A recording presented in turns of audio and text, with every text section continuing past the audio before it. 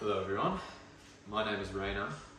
I'm an aspiring apprentice chef and it's my mission to make cooking food, eating food and knowledge about food more accessible and easy for people.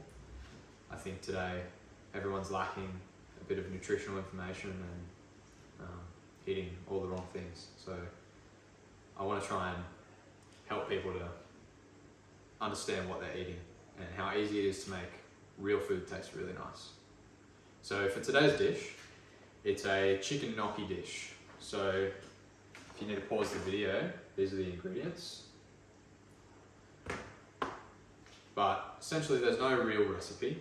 All we're doing is we're going to cook some chicken with some vegetables. I have a sofrito, so I have onion, celery and carrot. We're going to dice these up as well as the garlic and put these in a bowl, set them aside, and then we'll debone our chicken. And that's that, so let's get started. So essentially I'm going to dice all of the vegetables. It doesn't have to be super fine, but small enough that it's not going to take too long to cook and release those natural sugars when it's in the pan. So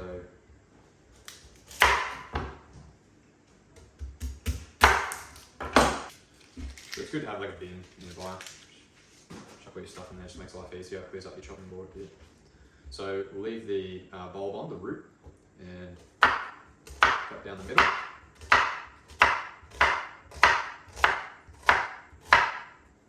Since we're making it all in one pan, it's not like it's a sauce or a soup or something. It doesn't need to be super fine. So we're not going to cut through the middle. We're just going to cut through the center and then just go through that. So just chuck it all in the bowl.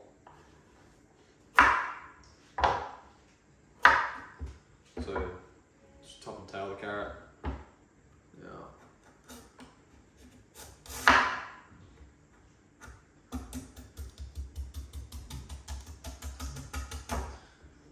So I'm slicing it into these like thin strips. I'm not peeling it because who cares, right?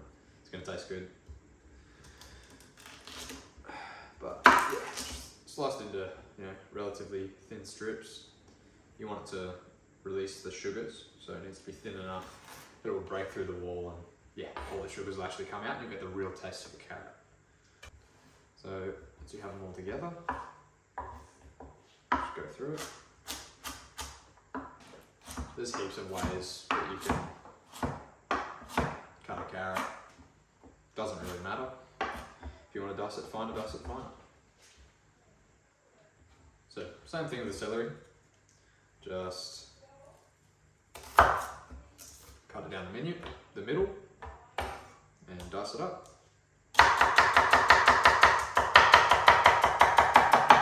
So with the garlic, it doesn't cook quite the same as all of the other ones. It caramelizes a lot faster. So we're still going to dice it up now, but we're not going to put it in the same bowl as our sofrito with our carrot, onion and celery.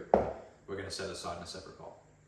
So the obvious trick with the garlic is to just squash it. So you can just smack it real hard, but it's probably going to damage your knife in the long run. But yeah, just press down, the skin will just practically come off like that. Nothing fancy. I think just a rough chop of garlic is fine. Just I'll do that again. You're going to get just this small garlic. It doesn't need to be super diced up. It's not going to change anything.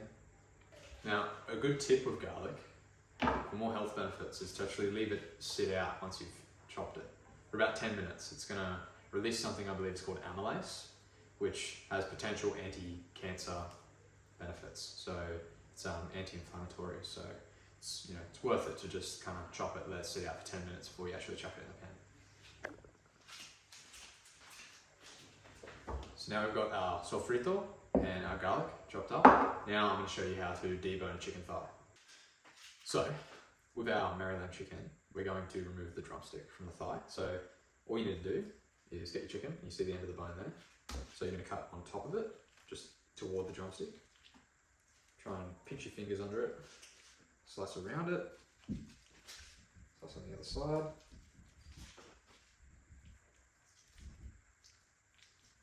And then it should open up kind of like this. Once it's like that, you basically want to find where the drumstick's natural curve should end. There's no real right way to do this. and then cut around there, in through there. You'll see the bone in there. So you just want to cut around the bone of the thigh, and then cut in towards the stick. That should take your thigh off, like so. You'll have a drumstick with a bone attached, which you can just cut off. So there'll be like a spot in between the bone and the joint. We can just cut it off, so you'll see, yeah, there's that bone at the end of there. But that's it. And then this little bit here, do not throw that away because you can use that for chicken stock. So grab yourself a plate or a bowl or whatever you want. Now put some seasoning on the plate, chuck the chicken in there, continue to add more seasoning, more than you think you need because a lot of it will come off when we fry it. And then just mix it around, you know, a little bit of olive oil if you want. And then we're going to put it into the cold pan over there with olive oil and then crack the pan on. So just put some oil in the pan. It's a cold pan. Just get enough olive oil in there to, you know, really cover it. And then, you know, just give it a little mix around until it sort of covers the whole thing. So yeah, just rub in the seasoning. I'll put some oil on there. You know, you're not going to get salmonella. Just don't lick your fingers, you idiot. So now into our cold pan, we're just going to grab our chicken and lay it down. So once that's all in there, now just turn it up, get it onto medium-high heat, and let it go until it gets a nice golden brown sear. Well, now you can actually hear it's starting to sizzle, it's starting to get golden brown and caramelize. This is what we want. So let it sit there for maybe even 10 minutes, something like that, until it gets really nice golden brown on the bottom. Just use some tongs, flip it over, have a look every now and then. And it unsticks naturally, so if you have to fight it, it's not ready. So both sides are golden brown.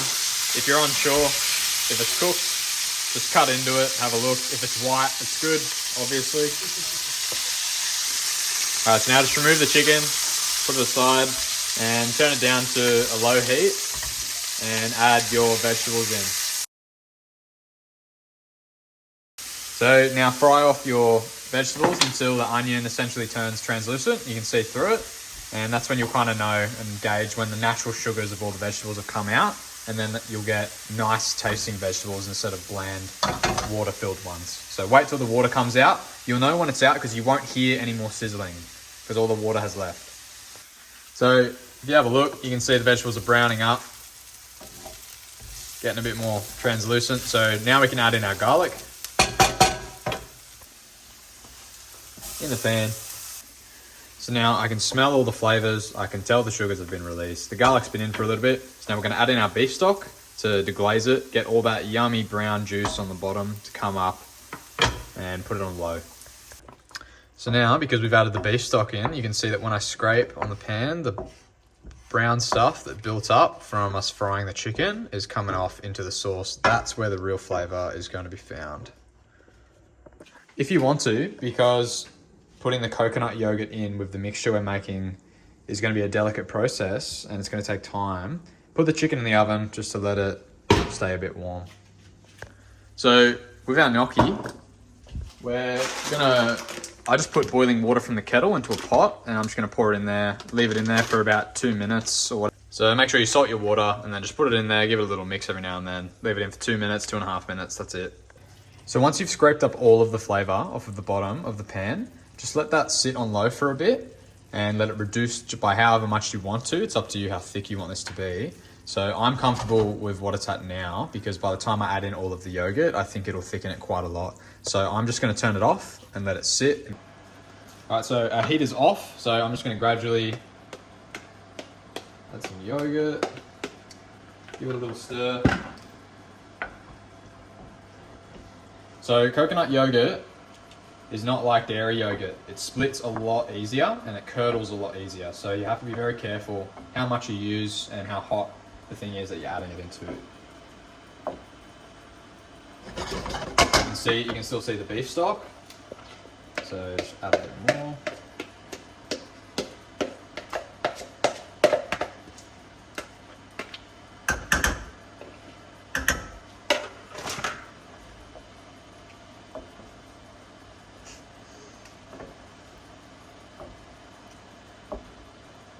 So that's a nice creamy texture.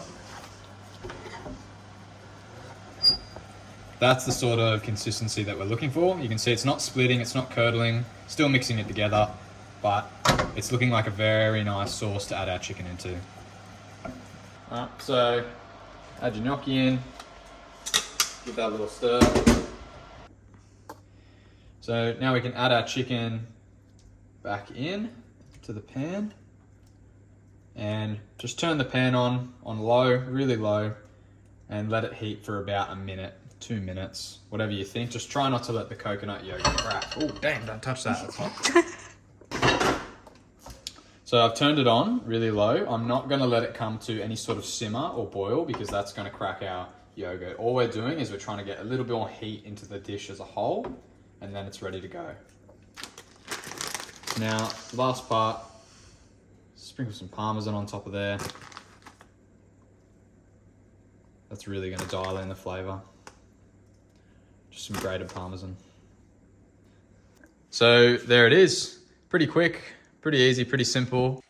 So after reflecting upon eating the dish, it tasted pretty good. I think that this dish would be really tasty with maybe some tagliatelle, some spaghetti. I believe that would be a better flavor. The potato mixed with the coconut kind of overwhelmed that background flavor of the coconut. Got rid of that umami flavor. Overall, the dish tasted really good, but I think to really dial in the flavors that were present, like the chicken and the coconut yogurt, I think just some plain spaghetti, some tagliatelle would have been a better option. Also, I think the celery didn't need to be in there. Yeah, I think it tasted a lot better with just the carrot and the onion and garlic, really. So that's my reflection on the video.